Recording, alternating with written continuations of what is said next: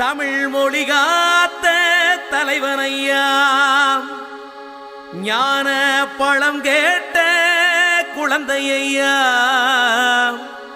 அப்பனுக்கு பாடஞ்சொல்லி ஆறுபடையாட்சி செய்யும் ஏசாமி முருகனையா. வெற்றிவேல் முருகனுக்கு.